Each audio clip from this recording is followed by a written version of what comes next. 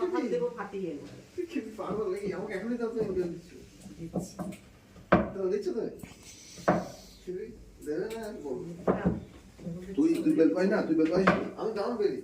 হ্যাঁ? দারুণ বেরি। আমার বেলাটা একদম পুরো মাইক্রো পারফেক্ট হয়। দেখেছো তো আমার বেলাটা? ওই মেশিন রদের তো ওর দাম না জ্বালে দেবে। দিয়ে দিচ্ছি। ছোট ছোট রুটি মতো করে দিয়ে।